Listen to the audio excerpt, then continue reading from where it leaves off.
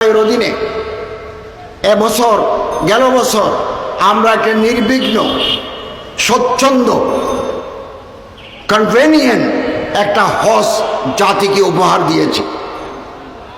8,20,00,000 টাকা হাজিদেরকে ফেরত দিয়েছি এবং আমাদের মন্ত্রণালয়ের চৌকস টিম মসজিদ নীতিমালা, মসজিদ পরিচালনা নীতিমালা, এটা 2006 সালে ছিল। আরেকটা আমরা কাজ শুরু করেছি প্রায় শেষ পর্যায়ে। আমরা বড় বড় আলেম, ইমাম, বিভিন্ন সংগঠনের নেতৃবৃন্দকে ডাকবো, তাদের সাথে মত বিনিময় করে আমরা একটা গ্যাজেট তৈরি করে দেব।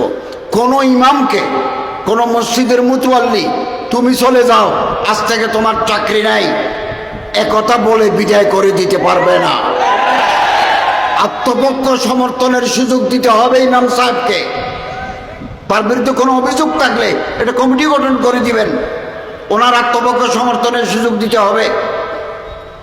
এরপরেই ইমাম সাহেব আমাদের এই নীতিমালার আলোকে তিনি কোর্টে বিচার চাইতে পারবেন।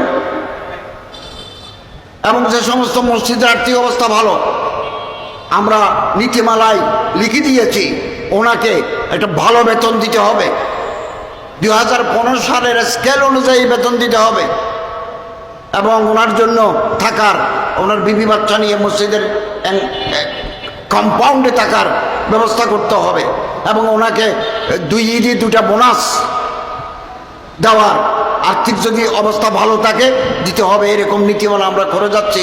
আমরা মনে করি বাংলাদেশের ইতিহাসে এটা মাইল ফলক হয়ে থাকবে। ওখানে যে ক্লজগুলো আছে, বিধিগুলো আছে, এগুলো আমরা ওলামাই কেরামদের সাথে, আইমে মাসাজিদের সাথে, ওলামা মাশায়েখ আইমে পরিষদের সাথে, ওই শানে সাহাবা ইমাম পরিষদের, শানে সাহাবা আইমে পরিষদের সাথে বসে, আরও যে সমস্ত সংগঠন আছে ওনাদের নেতৃবৃন্দের সাথে বসে আমরা এটা ফাইনাল করে গেজেট হিসাবে প্রকাশ করব।